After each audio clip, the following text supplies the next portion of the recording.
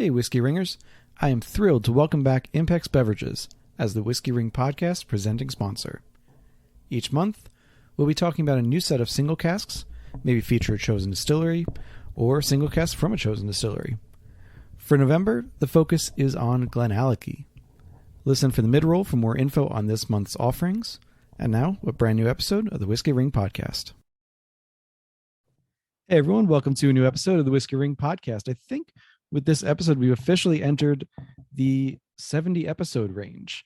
I'll double check with you and have that in the intro, but I am thrilled on this episode to go over to Wisconsin once again. It's been a while since we've gone over there, and we are talking with Reneé Bemis of Driftless Glen. Reneé, welcome.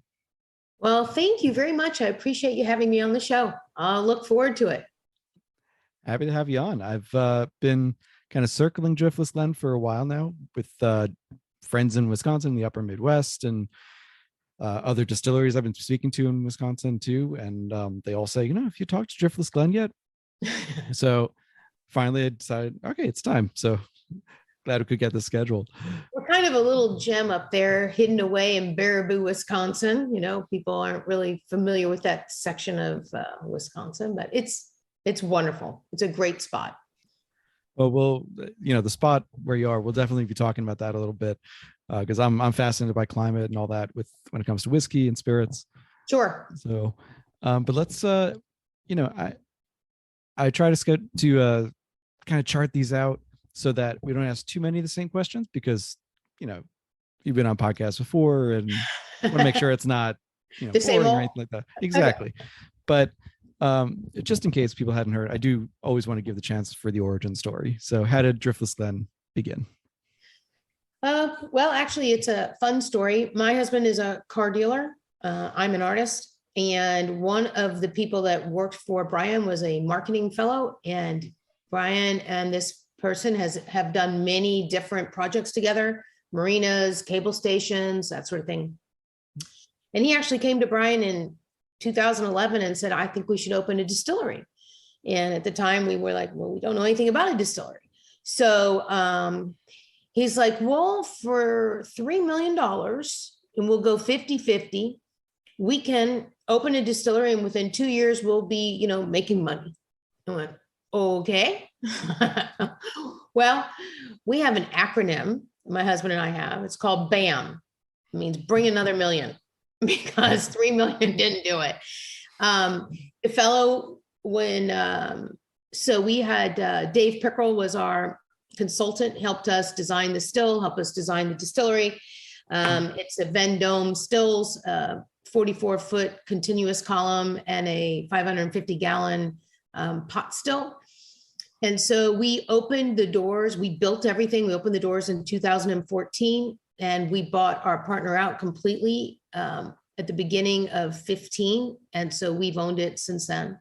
And we've been going strong since. So everything you taste, we actually have created. We've not sourced anything. We made that decision.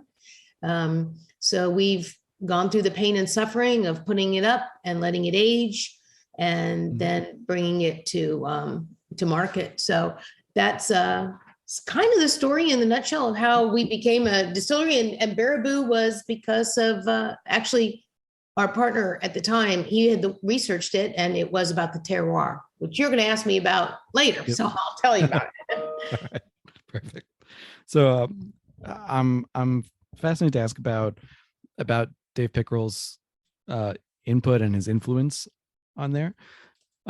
But at the same time, but before we get to Dave, just when you were thinking about opening a distillery and what it was going to be like to build it before Dave even came on board, perhaps, what did the kind of Wisconsin distilling scene look like at that time? Who did you look to for inspiration? We were such neophytes. We didn't look at anybody. There were not many. I think there were just a couple distilleries at the time. And because we started in building it in 2012. So there are only a few that were even distilling at the time. And we really didn't look at that. I mean, we went into it as a business that was completely to be quite honest, like I said, we were neophytes. We really didn't dive into what you needed to do to be successful. Our motto was go big or go home. So we got a big still. We figured we looked at the numbers and we said, hey, we have to produce this much to be able to sell this much down the line, to be able to make this much money to keep it going. So we made that conscious decision to go big. We made lots of mistakes in the beginning. And I'll tell you an interesting mistake is with Vendome. So our partner at the time, he was supposed to be up at the distillery. We were silent, not really going to be involved in it in the sense of the running of it. So like I said, we built the whole place, and our ceilings are 26 foot tall.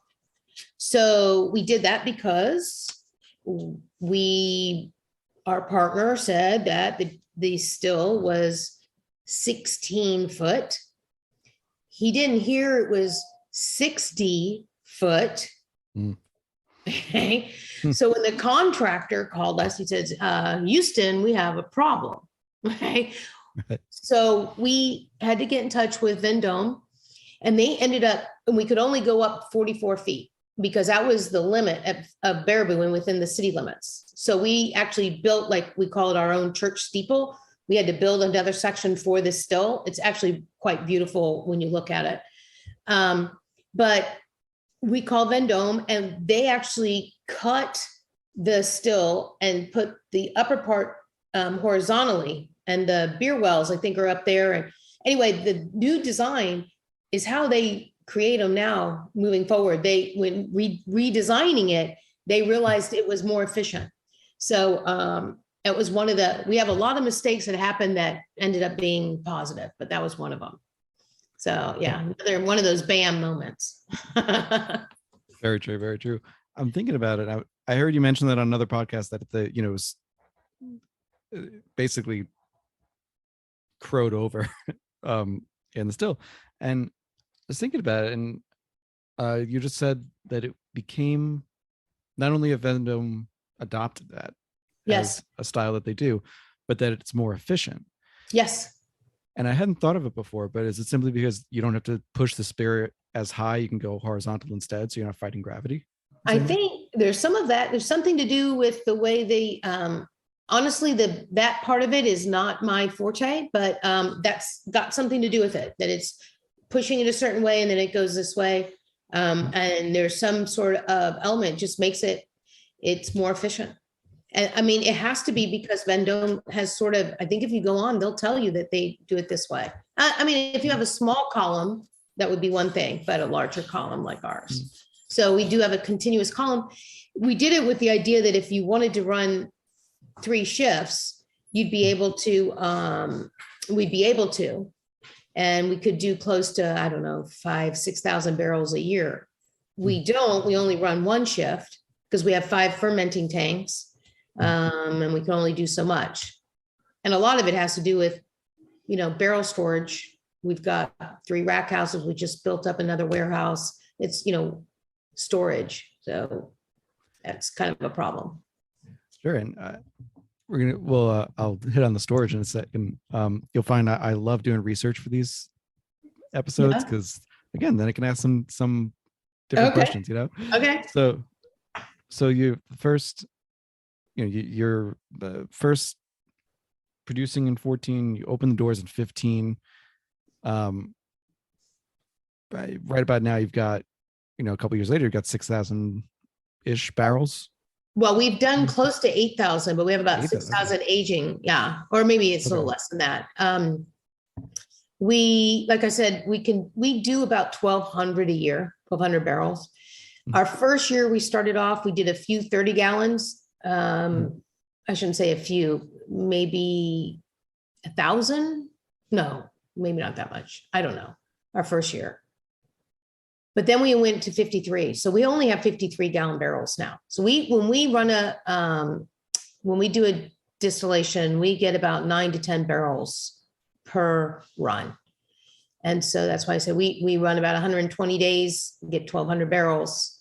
And we take off sometime in the really, really cold months because you don't want things to freeze. And then also sometimes in the really hot, although we didn't have that terrible of a summer this summer, but in the heat of the summer, we might take a week or two off just so they don't have to run the coolant.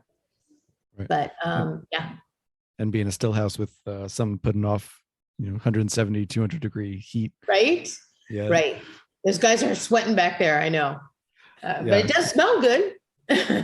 If you don't get too close to the guys, it smells delicious. It's, yeah.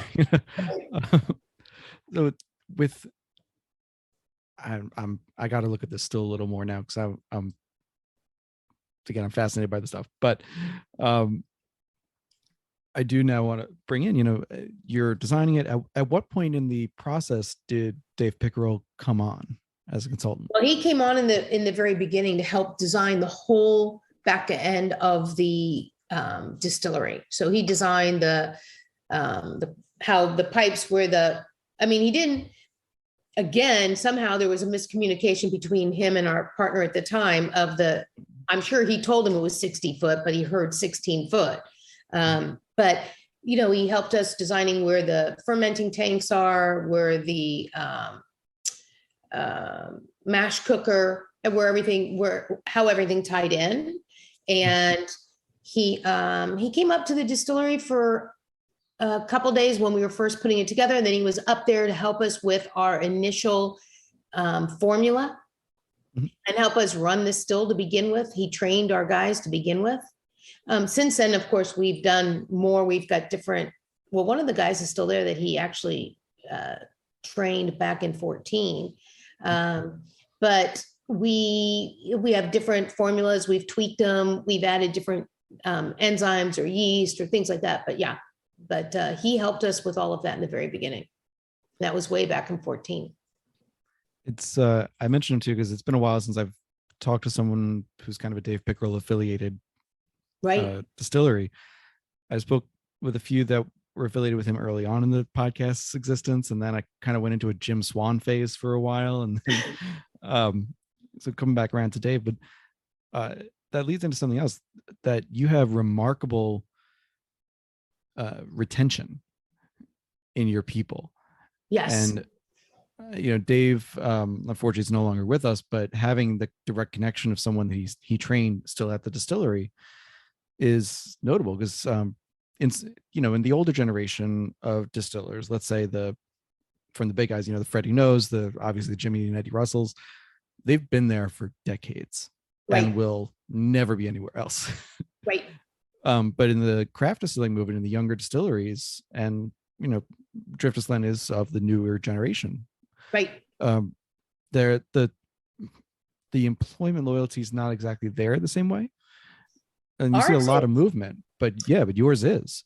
So we actually have two people that worked with Dave.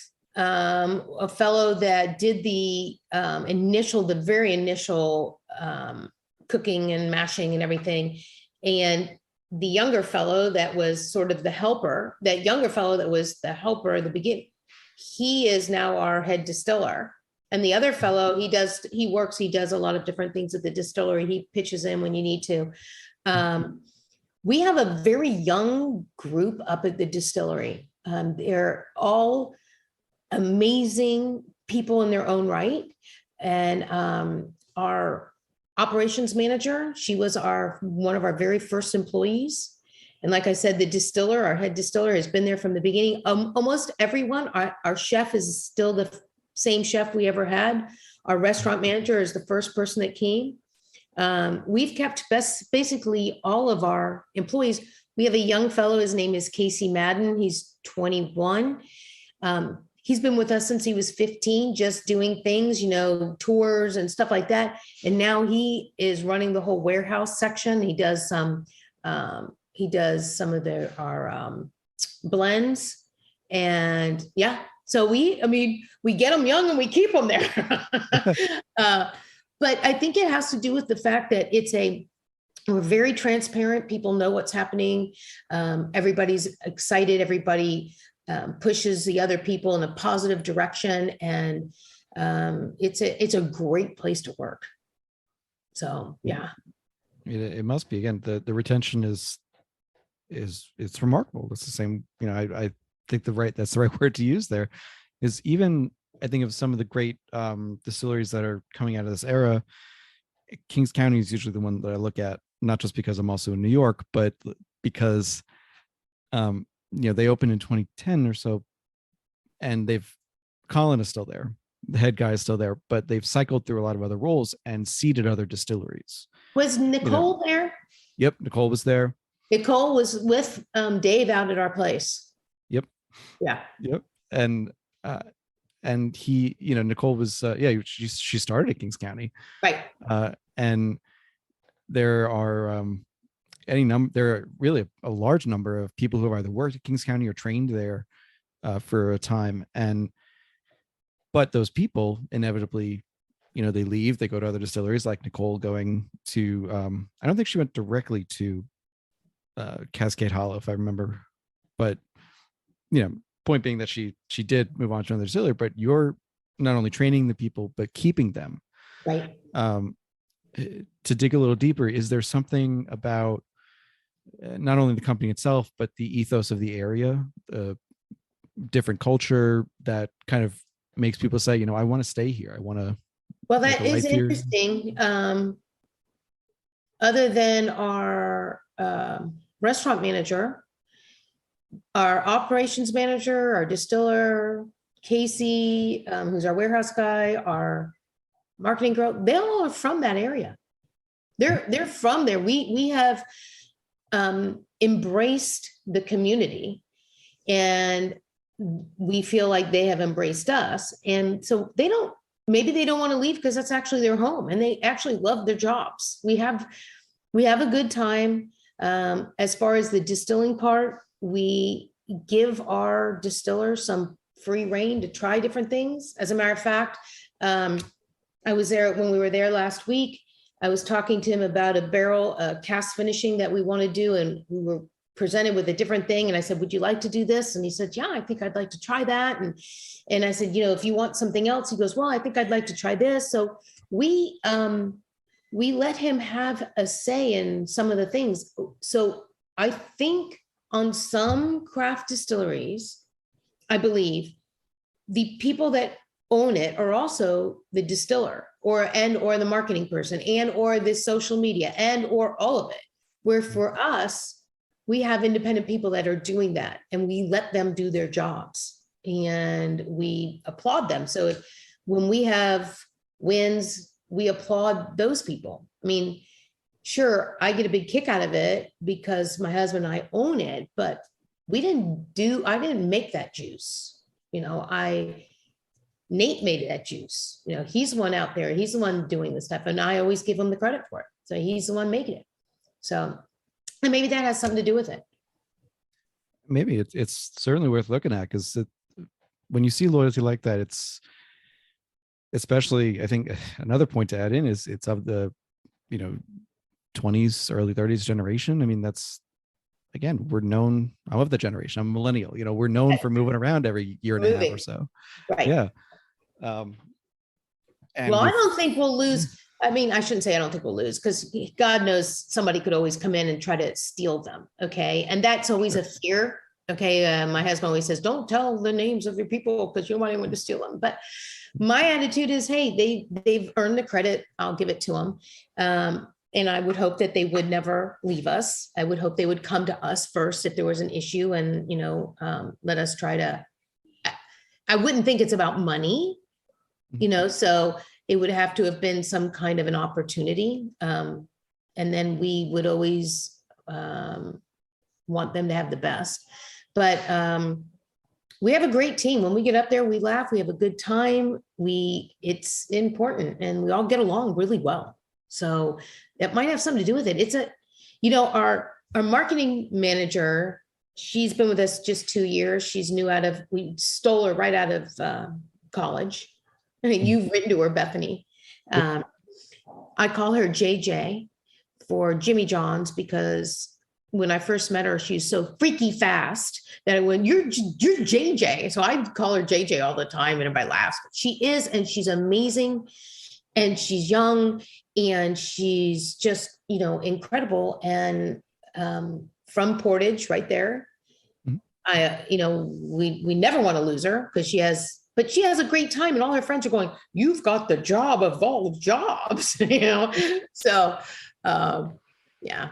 And she's really cute because when we first interviewed her, we said, "Well, what do you like to drink?" And she goes, "Well, I'm a college grad, the cheapest beer there is, And but now she's got a great nose. I mean, didn't take long, took 2 years, and she could tell you what's going on with all the whiskeys.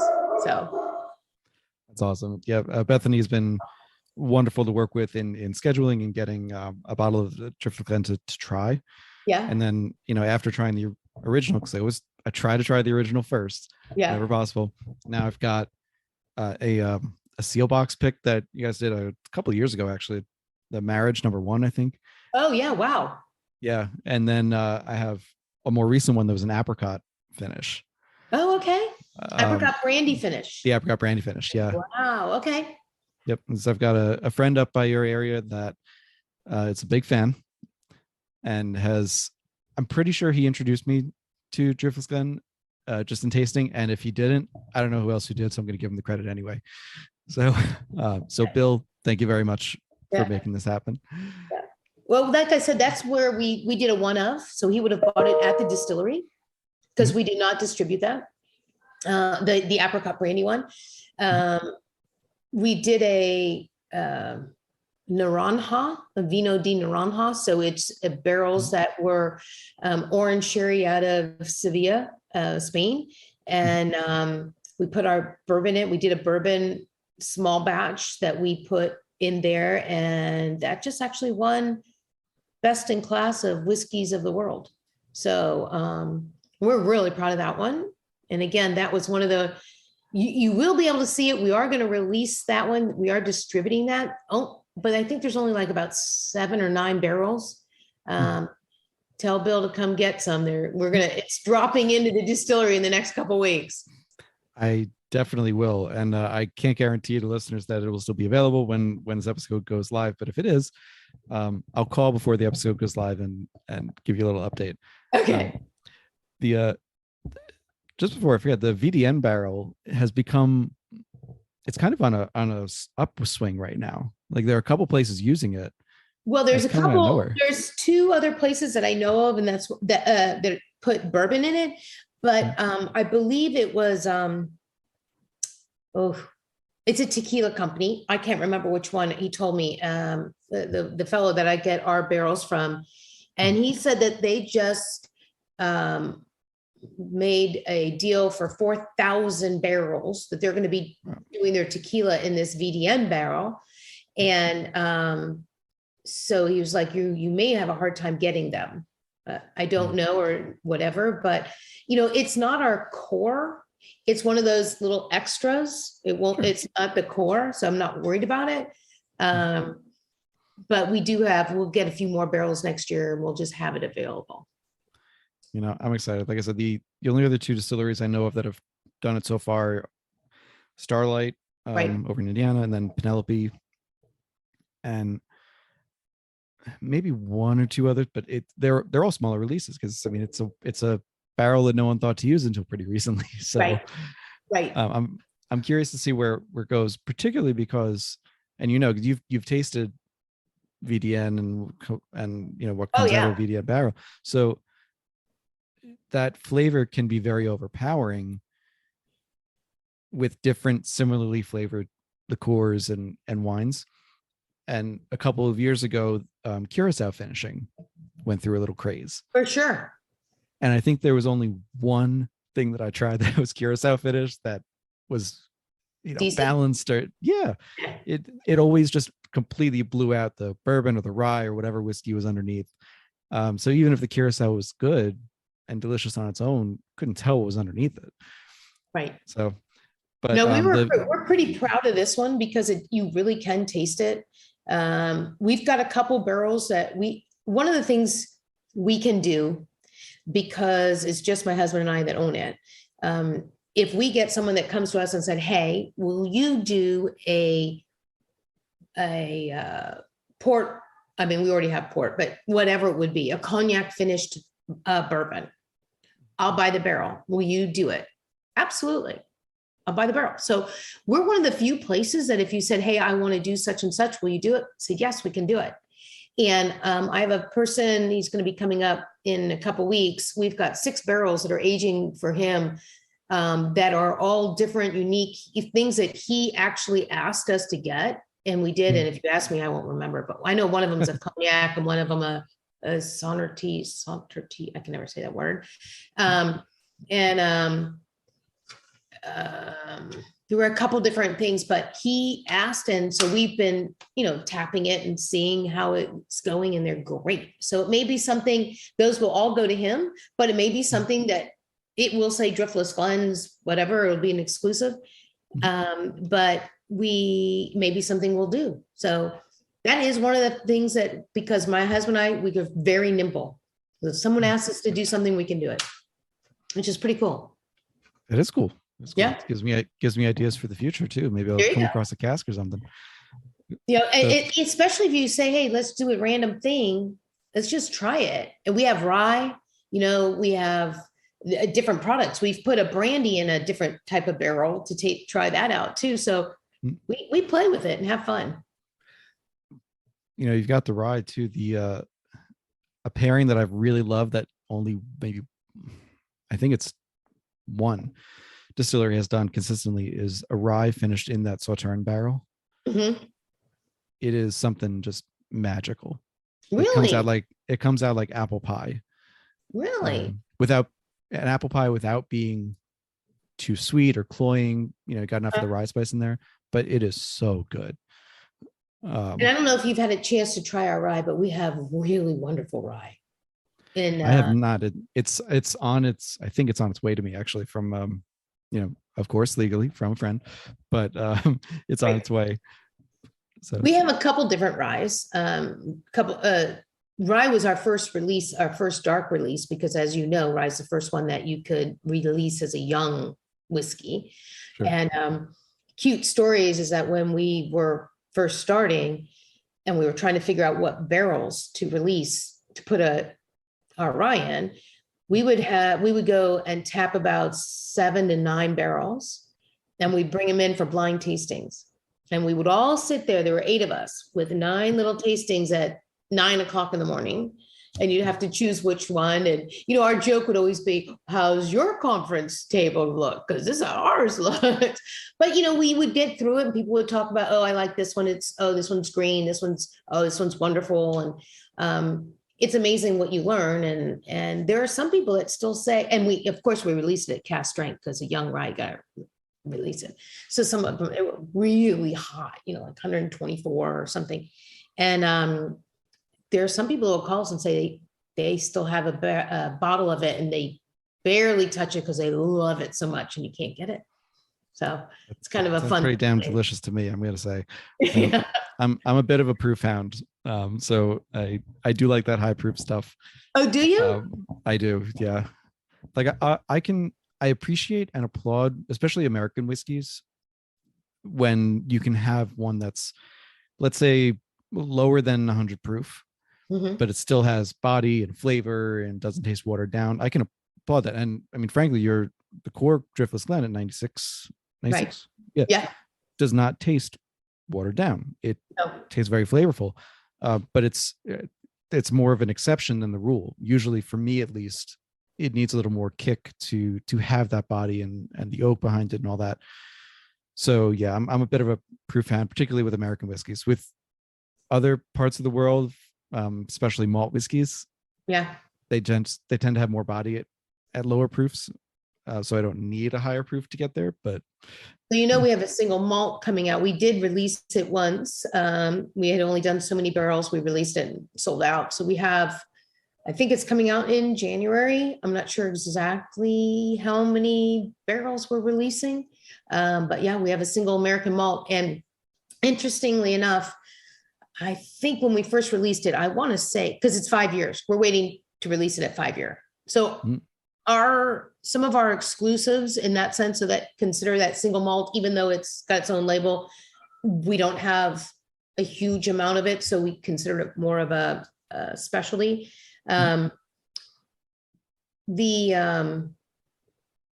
lost my brain thought, but Uh, The single malt 5-year-old. Oh, 5 year. We want them doing a 5 year, just like we released this year, a 5 year weeded whiskey, a weeded bourbon. We wait for the 5 year. So once we tried it, about 3 years ago or so, it won a gold medal in the London Spirits Award. So we were like, wow, the single American malt won gold medal. And all right, maybe we need to put some more of this up.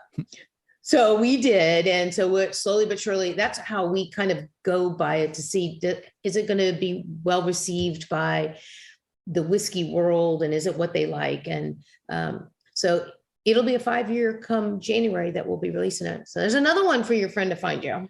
Yes, I will. That one I will definitely be looking at. I'm delicious. If you were to come up to the distillery, we could tap a barrel. You could. I know. I need to get up there. I need to visit you guys, visit Dancing Goat, go through Michigan and Wisconsin and just hit all the ones that I want to. You should. Yeah. The single malt in particular, I'm interested in. That's one of my current kicks, I guess, is American Single Malt. And I'm writing for Bourbon Banter about it more and more. And, as we're recording this, the public comment period for the Standards of Identity proposal has closed. Hopefully in the next week, 2 weeks, 3 weeks, we'll get something formal. But it's an exciting time for American Single Malt. And there's more and more great American Single Malt coming out. So I really do look forward. I will make sure that I get at least a sample, if not a bottle of. I think you'll love it. It's really lovely. And like I said, it'll be 5 year come January. And that's one of the things that, again, being just my husband and I own it, we can make those decisions to hold back and not release certain things till 5 year. I mean, ultimately, we'd like everything to be at least 5 year. But we released our 5 year weeded this year, but we held, I think it was 10 barrels back for it to be 10 year. And then next year we've got another, I don't know how many, 50 or more barrels, and we're holding another 10. So there won't be a big release at 10 year, but we want to make sure that we have some if people want a 10 year product. And so. And you've got, as you said, you got the flexibility that if you're trying it along those times and you get to, let's say 8 years, and you're like, this is pretty good at 8 years. I don't think we need to wait the 10. Then you can say, all right, we're going to put it out at 8.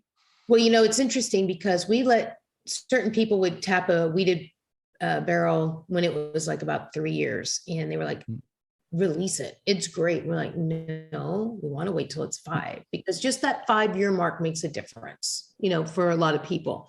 So, so we've got some fun little things in that warehouse, all kind of waiting in there, waiting to come out.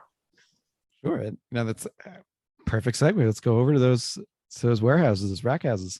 So when, again, I listened to other podcast episodes to kind of prepare. So the last one I had heard, you had the one already, the original one, right? That was not, heat cycled. It was just building with barrels. Right. And, but since then, you had mentioned in that episode that 2 more were coming that were going to be heated, or I'm just making sure. Yes. Right. They were going to be heated. And from what you said earlier, those have now come online. Right. With a 4th one to come. Well, we actually have the 4th one. We, the second one, we'll call it our bottling house, but it's a bottling house. And because we put an automated bottling line in, which still takes 3 or 4 people to do an automated bottling line, which sounds so funny. It's not like you can go poof, but that also it's heated, and we bring certain barrels in there what we're doing is we're having fun moving barrels around. So sometimes they get heated up. And so what we'll do is we'll let that heat for a month, and then we'll drop the temperature back down, or then bring it back up. So it's this constant flux in the barrel. So you can get that expansion and contraction sort of thing. So it goes in and out. The original rack house, it doesn't have that, but it's got doors. And what we do is we put fans in there, and at different times of the year, we do certain things to try to help it that way. Certainly it takes a little bit longer to age, but it ages deliciously. Then that second rack house is full. The third one, we bought a building, which is right next to our building that we've renovated and we've sprinklered and heated and everything. And it's also going to have barrels in it. But we've put we put our grains in there and some of our glass and stuff like that. Well, since then, we've bought a fourth warehouse, which is about 30 minutes away, is as close as we could find.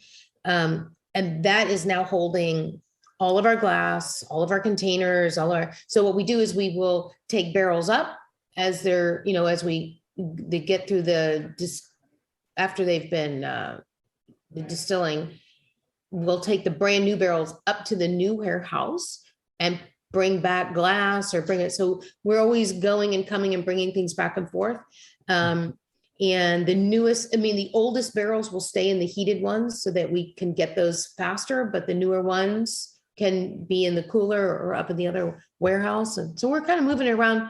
Our plan is to always have somewhere between 7,500 and 10,000 barrels aging at a time. So that if we sell, however many we sell, we want to make sure that we put that much up. So constantly at that number. And that's the sort of the business plan. You never know what happens, but Sure.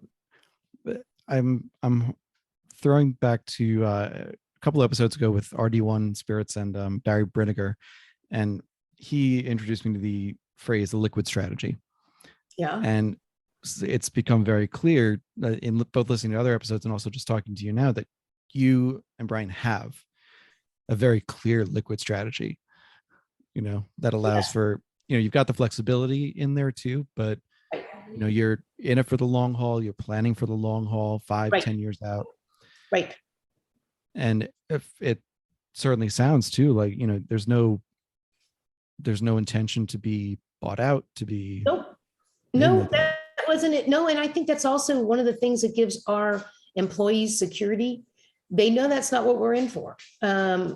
We have no investors. We have no debt. So we're in a unique position, and our employees know that we're in it because we love it. And as we do, the better we do, the better they do. So there's bonuses.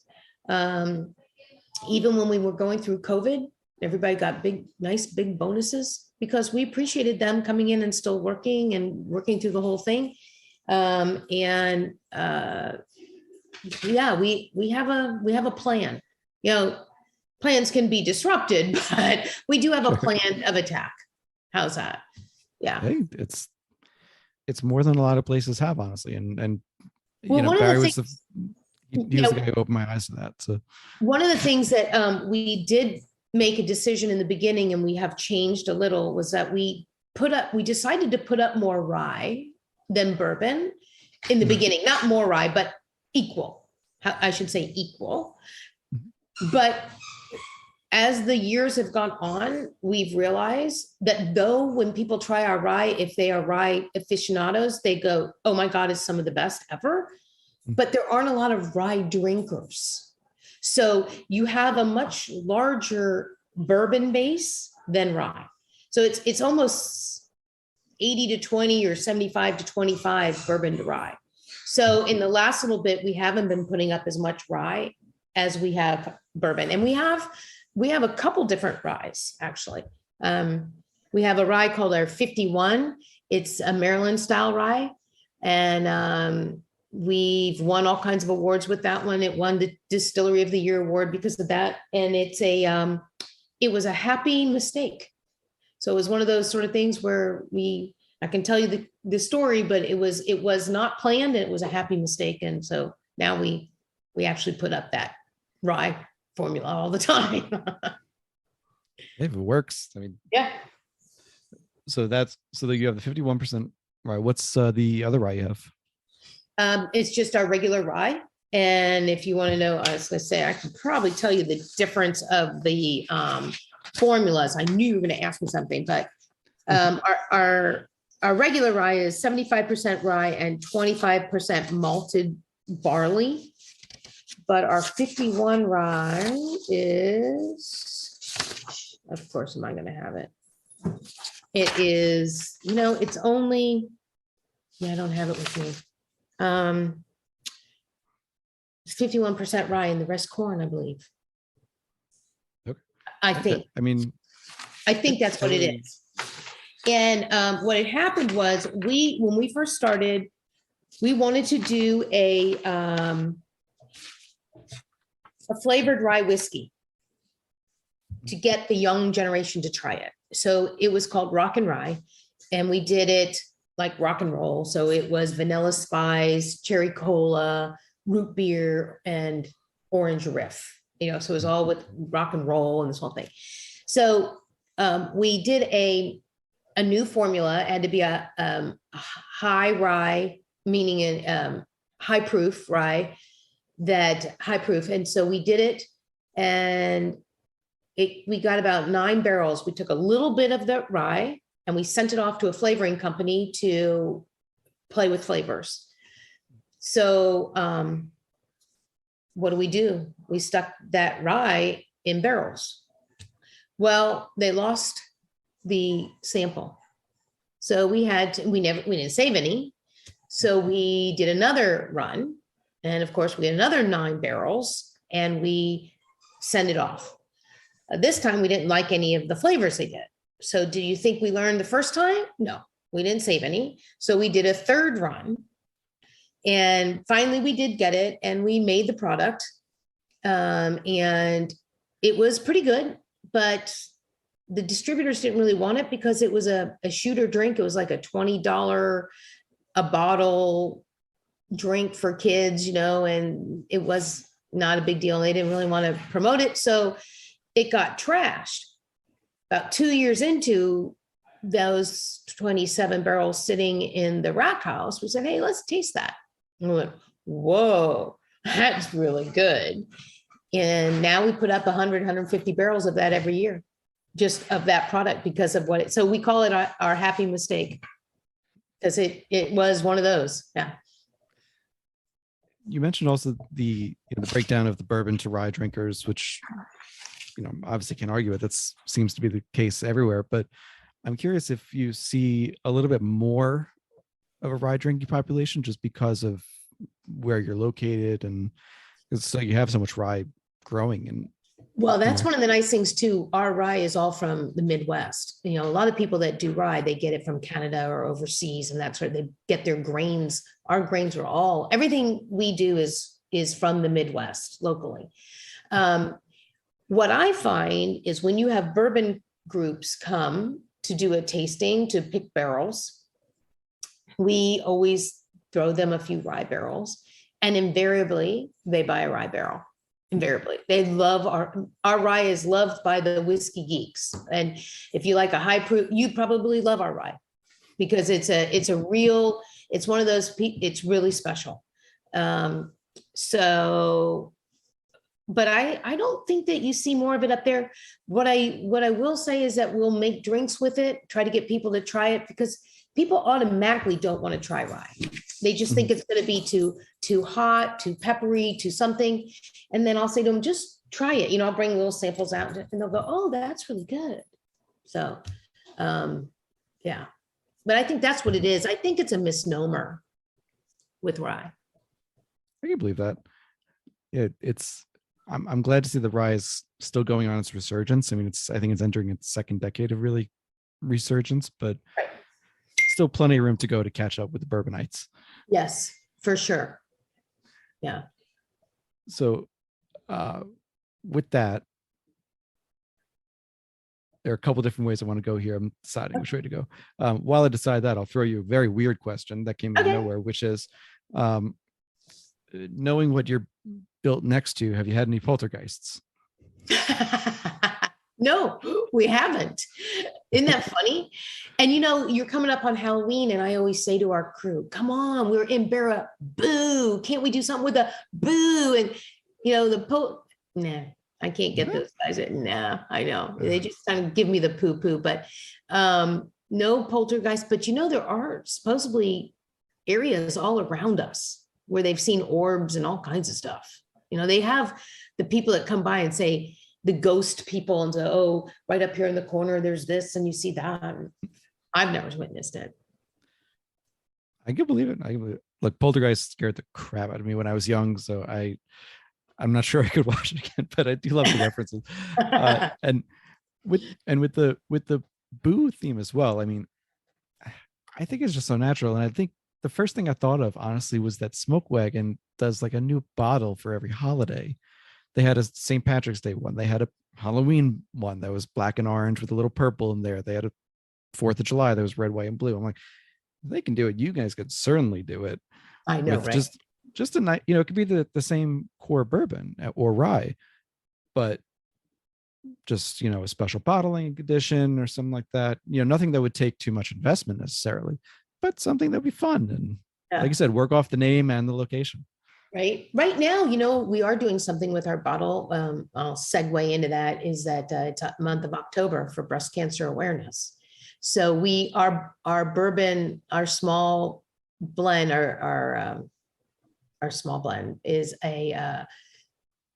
goes pink for the month of October. So we have a label that changes, and it's like hot pink. And $3 from every bottle goes to cancer, a center within the state. So within Wisconsin, if you buy a bottle in Wisconsin, it stays in Wisconsin. If you buy it in Florida, it stays in Florida. Then we have a QR code on the neck tags, and you can see just how much money is going to which area and where it's going. And if you happen to come up to our distillery, we did a launch, a pink party, we call it, on the 27th of September to let people know it's coming out. And we had all kinds of prizes and everything. But we have a hot pink barrel. I mean, hot pink. And it's got our name on it and everything. And everyone that comes in that buys a bottle of pink signs the barrel for whoever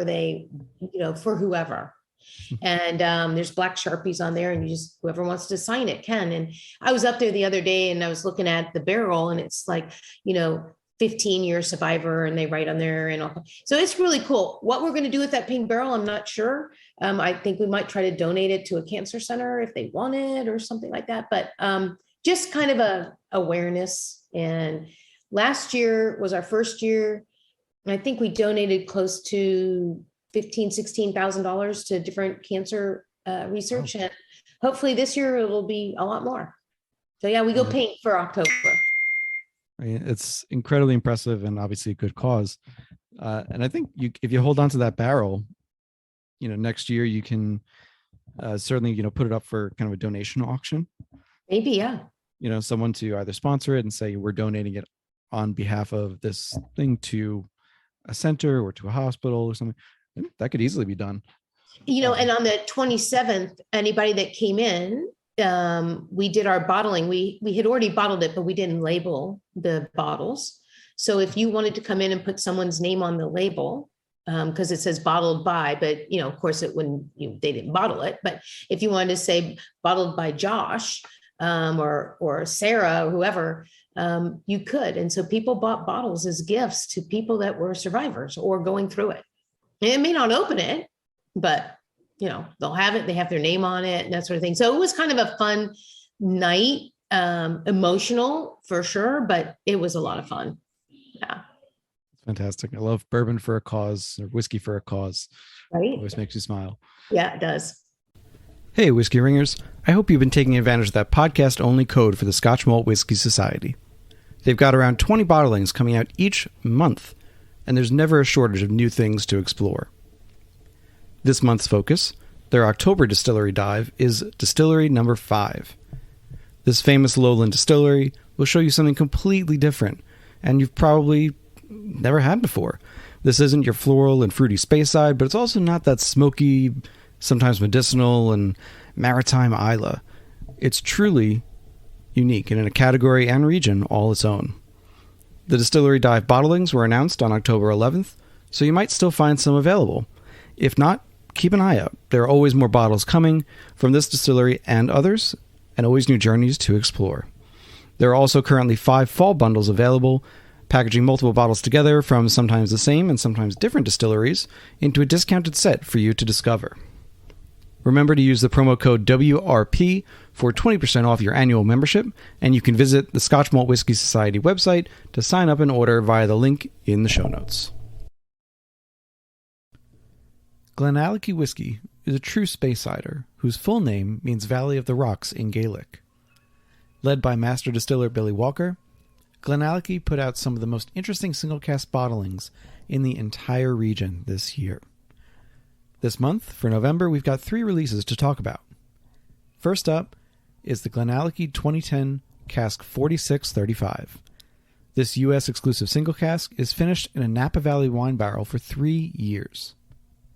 This non-chill filtered bottling rolls in at a hefty 59.9% ABV and comes with a hand-numbered bottle and display box. There are 306 700ml bottles available, and again exclusive only to the United States. The second release is Cask 7666, barreled in 2009 and bottled in 2022. This 12-year single cask was finished in a Madeira barrique for just about 3 years and carries a 59.2% ABV. This also comes with a hand-numbered gift box and bottle, and there are just 298 bottles available. The third bottle, and perhaps the most interesting one for me, is Cask 3713. This 13-year single cask is finished in a Sauterne barrel for 3 years and bottled at 58.2% ABV. I found recently I love Sauterne finishes. It's an underused white wine, and I'm really excited to see what more companies do with it. This one is no exception. With just 291 bottles available, this one's going to go quickly, so grab yours before you miss out. You can check out more details about these U.S. exclusive bottlings through the links in the show notes, and talk to your local store to make sure you never miss out on the newest Glenallachie single barrels. If you need help finding these bottles in particular, shoot me an email. Happy to help you experience these incredible single cask offerings. Thank you again to Impex Beverages for being our presenting sponsor, and now, back to the show. All right, and we're back from a little break. So again, we're talking with Reneé from Driftless Glen Distillery up in Baraboo, Wisconsin. And, we're talking about not only the spirit and the ethos of the property and the ethos of the company and how decisions are made, which, if you're a long-time listener, I'm fascinated with the whys of why things happen. And with that, I wanted to jump back to the land itself. So Sure.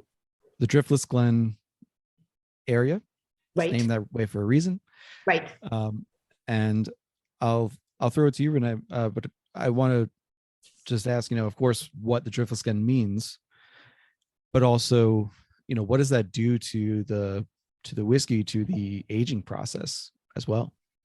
So, everybody always talks about Kentucky bourbon and they say it's because of the water. Well, Baraboo, we are at the end of what they call the driftless region.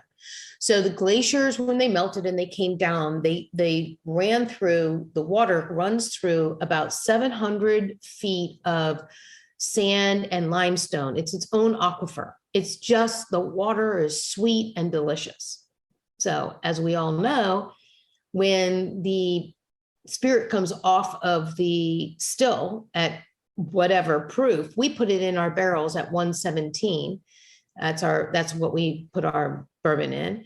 The way to cut it is with water. And so our water is sweet and delicious. I do believe that has something to do with the difference in the taste, along with the 44-foot continuous column. It's all the different elements. People can say, well, you use the same grain as someone else and use the same this, but you add the water and you add the size of the still and the way it works and stuff, and your product tastes different. So we chose Baraboo because of the water, and we are actually right on the Baraboo River. We are the only place you can have a drink or food on the Baraboo River. And we're actually right next to Circus World Museum. So there was a time there where they would have the tigers and you could be sitting out on the patio and watch the tigers pacing back and forth, but not this year. That's here. So what is the, you mentioned earlier, you can get a really hot part of the summer and really, really cold parts in the winter too. But in general, what is the climate like over the course of a year there? Well, it drops down, I don't know, way below zero, and then it can get up to 100. But the other thing is we are on the river, which I was saying, and so you get a fog and a mist that comes off the river at certain times of the year. So our rack houses are open, even though they're not heated. That water comes in and it kind of blankets the barrels, and there's this moisture, and so there's all kinds of different elements that happen within the rack house. So when I was telling you earlier about how we tasted those rye barrels, it was interesting how, again, we get 9 to 10 barrels for every run. What was it, 20 months, 22 months in, we taste it. We might taste a barrel, 2 barrels within the same run. And they're so totally different in taste because of where they were sitting in the rack house and what was happening in the rack house. So it's always fun to taste and see. And I mean, it's in the same barrel, it's on the same run, it's on the same day, but they taste different. It's just that expansion and contraction going into the barrels. And so we're very careful. We do our blends, we taste everything, and they're small batch. They're like 25 barrels or so. So they're not a big batch, and each blend is similar, but not the same. It's really good. Yeah. You're blending rather to what tastes good, and as long as it's along the profile. Right. Exactly.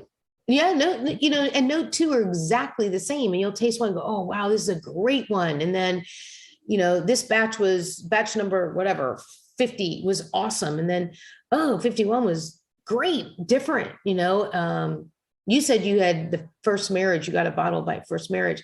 That was actually a person who blended 2 rye barrels together. He chose 2 different rye barrels and blended it and called it a first marriage.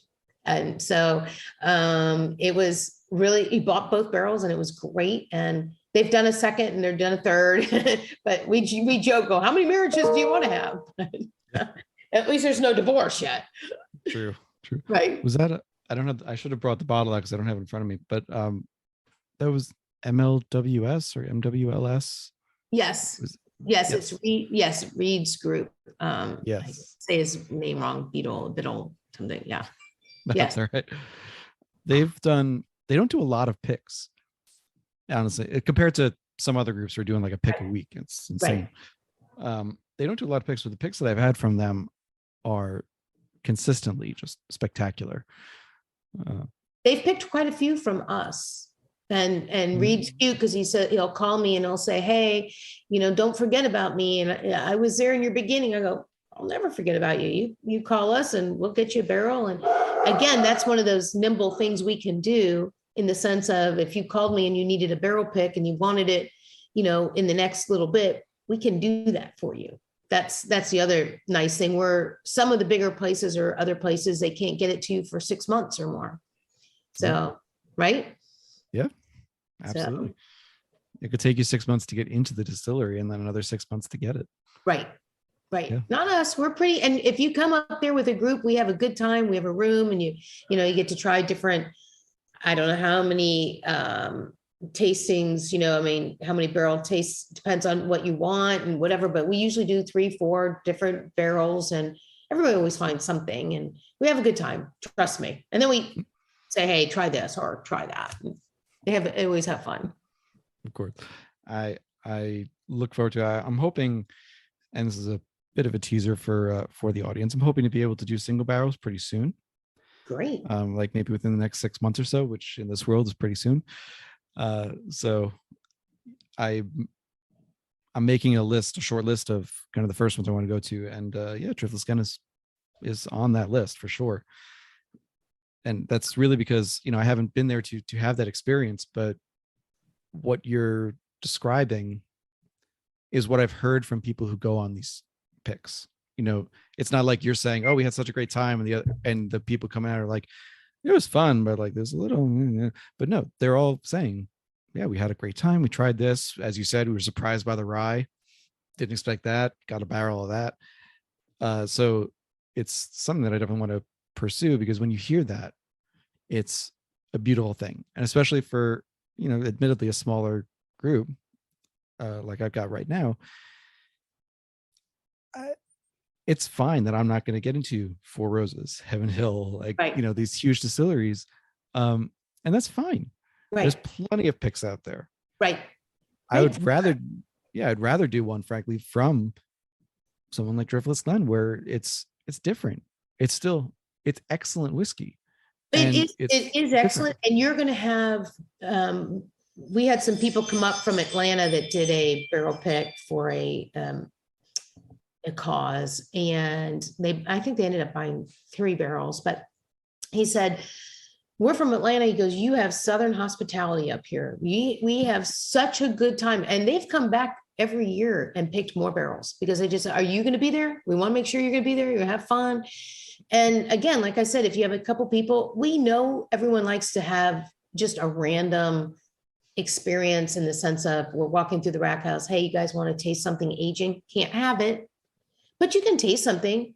And part of that is just to expose ourselves to say, look, here's what we've got this aging. It might be what you consider a tickler, but it's also something to look at you and go, well, what are you thinking? And people are like, oh my God, that's going to be so great. I can't wait to try it when it's, 5 years old or whatever. But it's also just the experience of having them, drill into the barrel, grab the sample. You're tasting it straight from the barrel, like you would love it because it's hot, but you can appreciate it. Yeah. And so everybody always has a good time. And plus, we have a great restaurant. So we have good food on top of it. And we have great drinks. Yes. We've got to talk about the restaurant. Okay.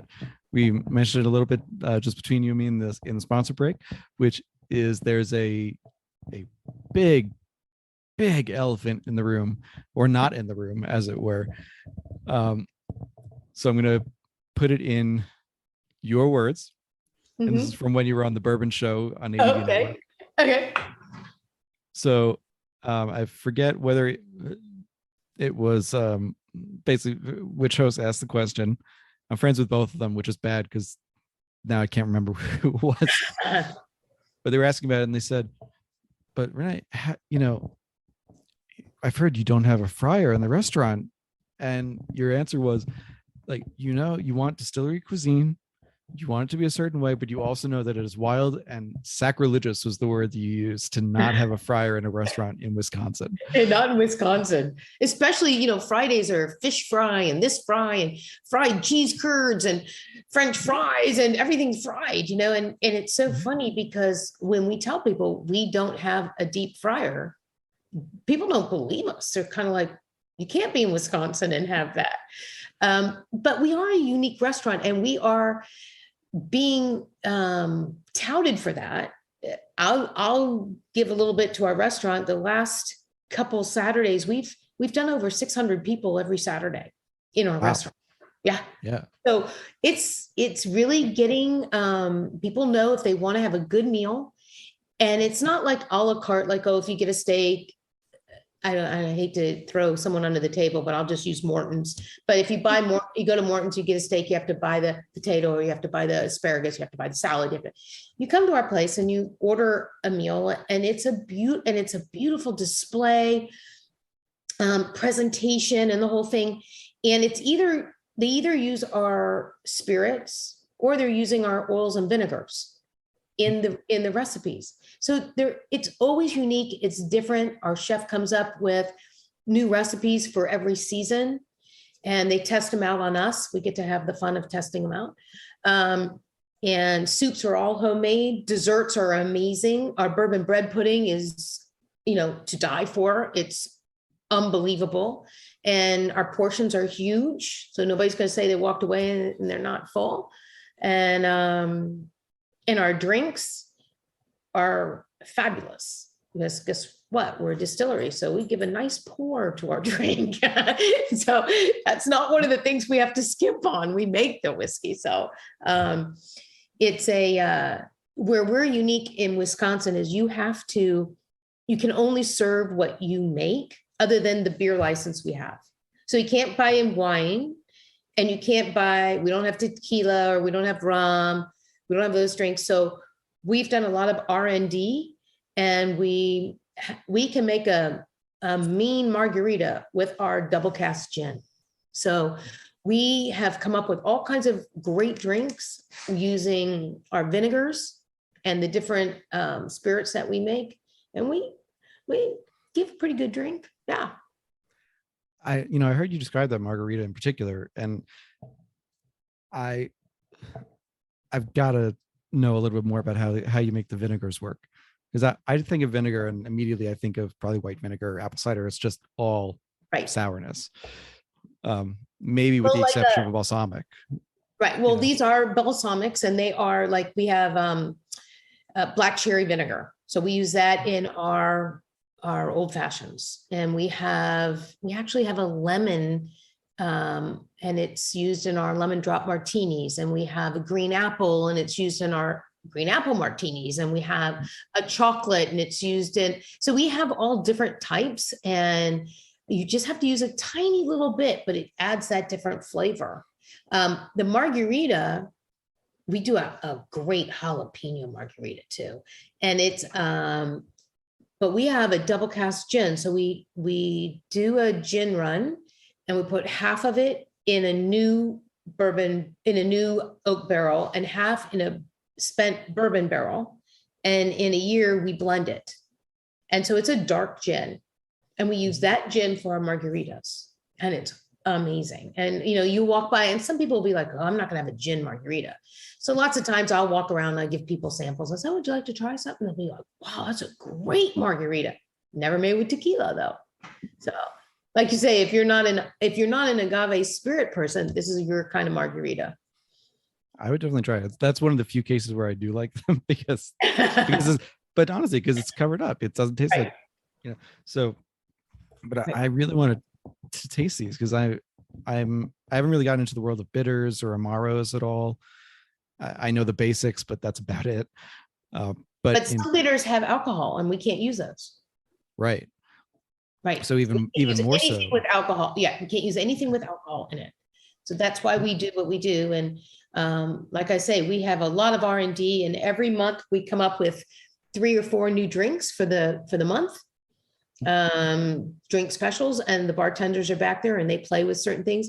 When I was just up there, we have a pumpkin something martini, and it's made with our vodka, but it's made with some kind of pumpkin and cream. It was awesome. I was like, oh, okay, I need it after dinner because it's kind of a sweet one, but it was fabulous. And they just came up with it, and cinnamon and all kinds of stuff. It was wonderful. I mean, you can't go September or October without a pumpkin Something. drink. I mean, that would be equally sacrilegious, I think. Yes. But, we had to train everybody up there in the area. They don't even ask for fried stuff anymore. I mean, people don't. They appreciate the, we have cheesy orzo, or we have a type, the sides versus French fries. And every once in a while, we still get someone to say, because we have hamburgers and stuff like that, and they'll say, French fries. I'm like, no. What do you mean, no? Sweet potato fries? No. Cheesy orzo? Cajun potato salad? So it's all good. Yeah, it's all healthy. I would love to try.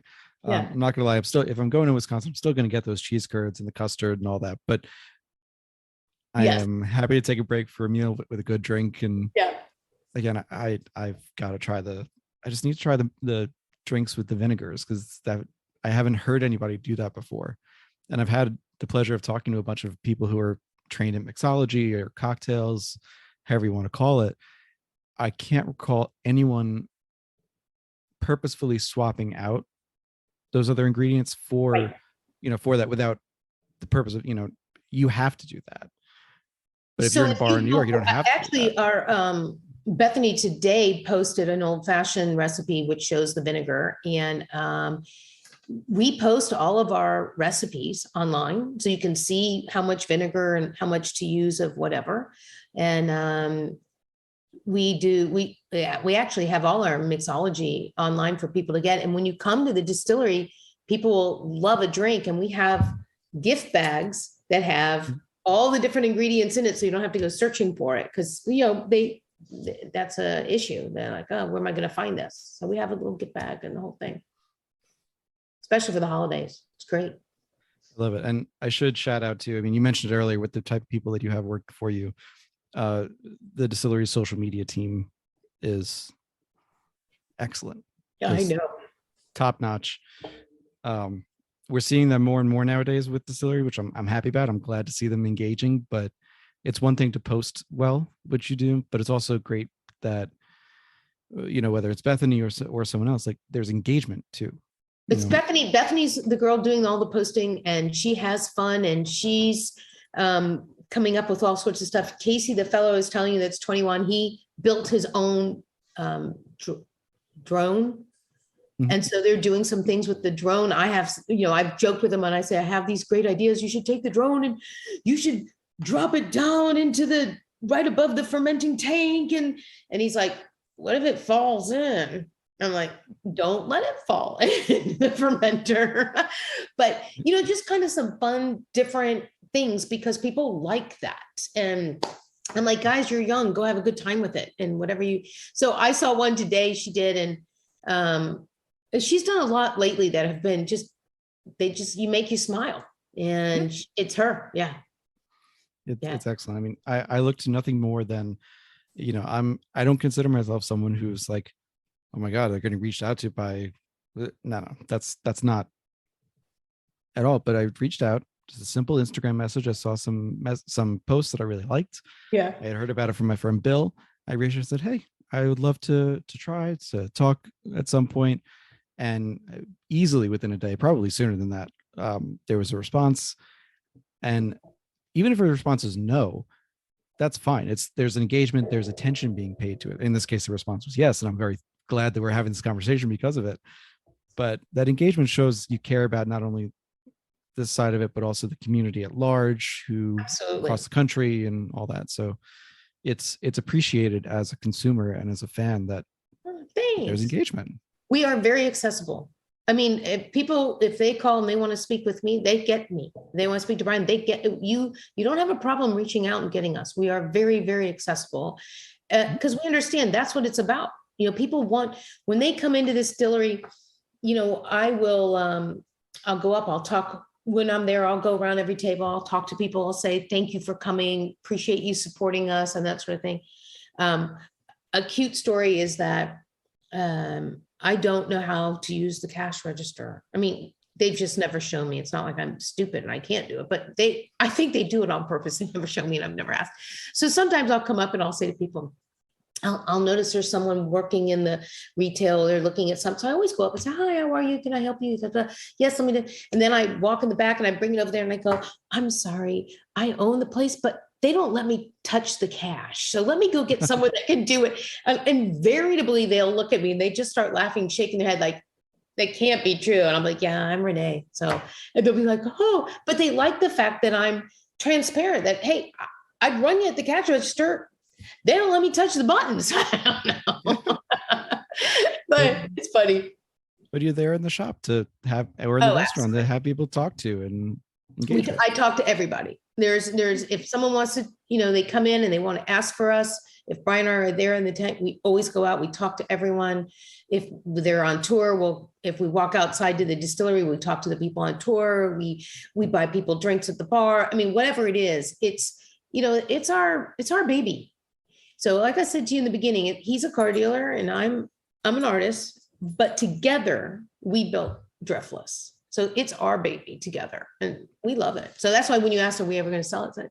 It's not about that. It's never been about that. It's about us building something that's lasting and hopefully people love it and will continue to buy it and be able to keep our doors open. Yeah. Well, and that'll be my last question for you, which clearly it doesn't seem like you're having trouble keeping the doors open, which is a great thing to hear. Knock wood, of course. But going back to the very beginning, you said that basically you're distilling under capacity for what you could do with the still For sure. structure. And I know part of that capacity is just how much room you have in the warehouse, how many barrels you can have. But with that said, do you have people who have asked to contract distill on your We equipment? have, we have, we haven't done that. And the reason we haven't done it is because, again, let's go back to the thing that we didn't source, and this is our product. So we really don't want to put out a product, whether it's even their formula, that would be out there that is we made. You know, if you want us to contract for something else, we can make it, we'll sell it ourselves. So luckily we're in a position now where we don't have to do that. There was a time, and we never did it, but as I say, there was a time in the beginning, this is such a capital intensive business in the first, I'd say 4 or 5 years. And that's what most people don't understand, is what it takes, because just to put up the barrels, to buy the grain, to do the distilling, if you have bought all the equipment, and then to let it age for that amount of time, but you're still distilling, it's very capital intensive. So, there was a time there where we were putting a lot of money in every month. We haven't done that for quite a few years now, which is really nice, but it is a very difficult business on that level. And going on a different tangent is that what people don't really realize, I mean, maybe everybody does, but with the 3-tier system, if you are a smaller distillery, I know people that only do maybe 100 barrels a year.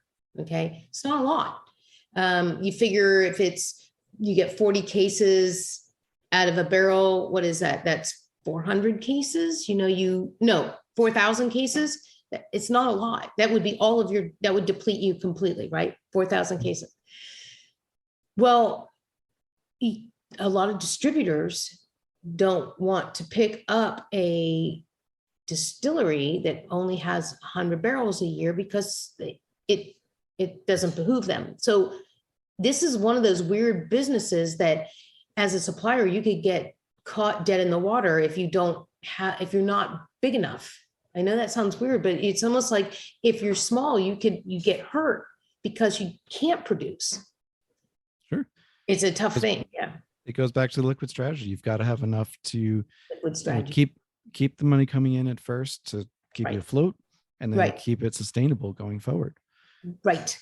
And that's what luckily we've done that. We've, like I said to you, we didn't get any investors, and that was for a reason. We wanted that to be for just when Brian and I have if you called me at the end of this and you call me and go, hey, Reneé, I want to come up, next week, and I need you to do da-da-da. I could say, okay, I can do it. I don't have to go through a group of people and go to a board meeting and ask for, excuse me, and ask for permission to do certain things. We're nimble and can do anything we want. And that was the reason we did it.